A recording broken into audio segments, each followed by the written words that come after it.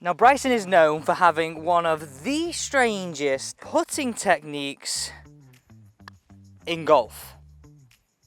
Like, absolutely bizarre. So, it's really got me thinking. A few of the things that he does are, like, I would say, totally opposite than what your PGA Pro has told you in terms of putting technique. So, I've got a test today, testing it from long, medium and short, and I'm going to give you my honest opinion on his technique. Now, don't forget, he is now known as one of the best putters in the world. I'm also going to say, if you're wanting to arm lock, you need to make sure you don't do this one thing because you could become illegal. So first off, how do you even get into this position? Well, you will require a longer putter, hence why I have just got one of the AI1 Cruisers out, and look at the length of this grip. Now, slight caveat to this, I don't have the flat-sided grip. He would have the grip absolutely twisted this way, so this flat side would be running more up his forearm. But you know what? That would require a lot of investment, and I don't think many people would go whole hog. This is the most realistic version that we would try. So the first thing, we've got to have a long putter. The second thing, he has his putter running up his forearm. His hands relatively close together, and this, I'll be honest, is the bit that gets me. Is that when he stood over the golf ball, he's very stiff, sort of robotic looking as he stands over it. Now, he says this means his technique doesn't crumble under pressure. It becomes more repeatable. Whereas, how many times have we been told this? Let's get the arms nice and relaxed, a little kink at the elbows, on the side of the body, rock it this way. Whereas, he is very much more in that position of up against the forearm, hands in, lock the arms out to the extreme range of motion, and that putter is more likely to go back and through. How did that miss? That same space every time. So he has that putter locked up against the forearm, the hands relatively close together, and the arms really locked out, because he believes under pressure that putter head is arm locked in there, and with the arms not bent, he's more likely to move that putter back and through the same space. So what do you think of it? It looks blooming awkward. So the first part of this test I'm interested in is just some putts from distance. Can we get them to the hole? Are we in that sort of gimme range? Let's try 3 from the edge of the screen all the way to the hole there. Let me go and collect them. But I'll be honest with you, I'm really interested in how stable this feels towards those must-make putts. 12.5 feet and in, those medium to short putts. So let's hit 3 from here. Getting that arm locked in, back and through. Now, don't forget his putter is custom made to him. He has a slight forward press, and then therefore the lie angle and the loft is really set to his overall golf swing. Exactly. These are possibly things, realistically, again, we're not gonna do. So with what we can do, let's hit these.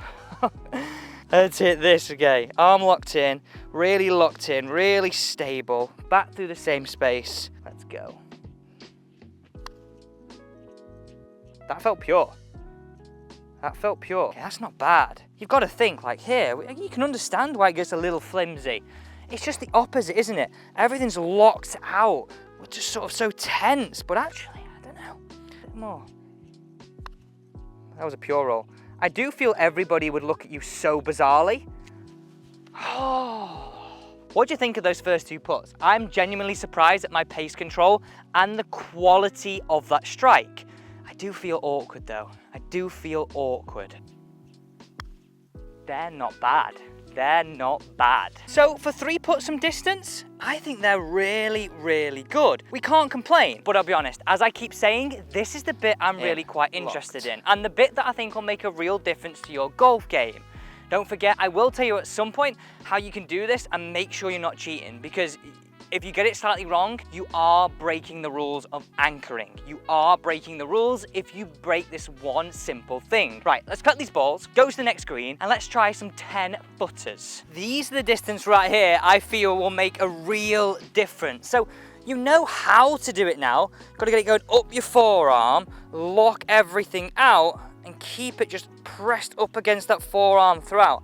I mean, the putter head is staying very stable. Okay, this is a funny putt, this, isn't it? This is a funny putt. I think it's a little bit right to left the whole way, in my opinion. What do you think? What do you think about this read? So, get everything locked out, Alex. up the forearm. My toe's actually off the ground, you know, when I'm doing this. Bit Steve Stricker-esque. Okay, a little bit up the right.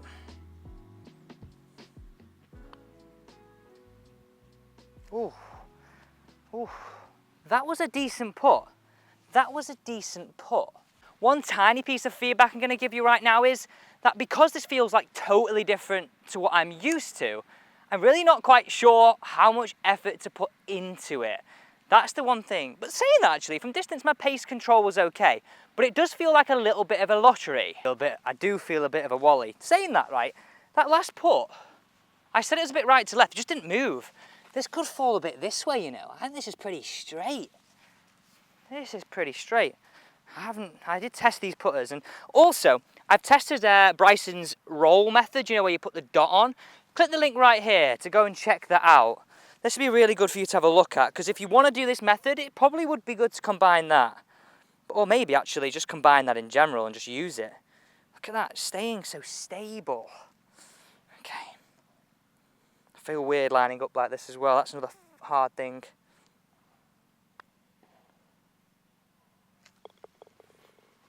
Get in there.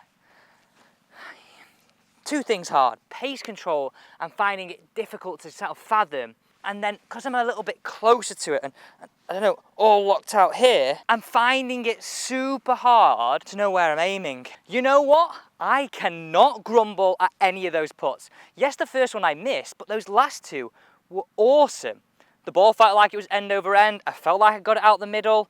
And the big thing, right, that I see fall on, let's say fall or falter, on top players, which Bryson says this is faultless because everything's locked in, is simply that under pressure he feels more repeatable, and I can see that. You haven't got too many things moving all over the place. Everything is set and rigid in the same space every time. I just don't know if I could see this catching on.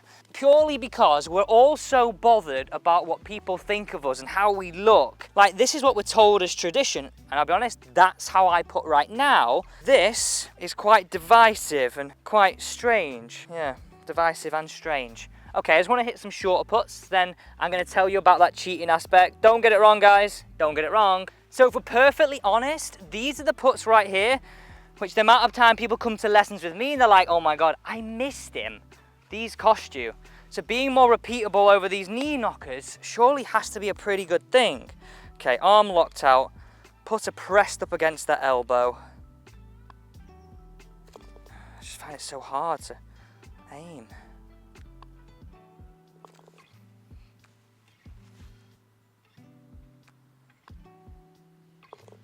Three for three. So this is exactly what the USGA rules say. Missed the hole.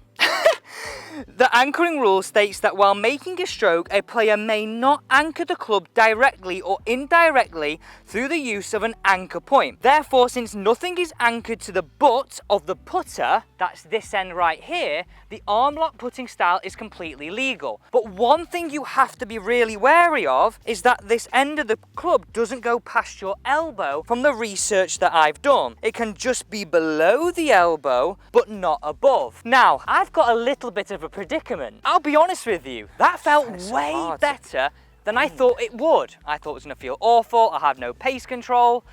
Now, with a little bit of practice, I reckon that could be pretty good. I do feel this though, if you're going to do it, I know I said I didn't test it with the actual putter, you would need a putter that has a little more loft on it, that the shaft angle is a little bit more upright. So, like, let me show you what I mean. Like, you notice here how I'm going like this, here. So, in a sense to a putter, that'd be making the putter flatter, but making the shaft angle more up. So sort of lying all the club more flat and sort of the shaft bent up this way, more vertical, to sort of give you that idea of being able to get over and lock. But by all means, you could do this. I do hope you enjoyed my review of Bryson's putting technique. It's definitely divisive, it's definitely different to what we're told to do. Would you game it? Oh, I've got a predicament. I've got a predicament.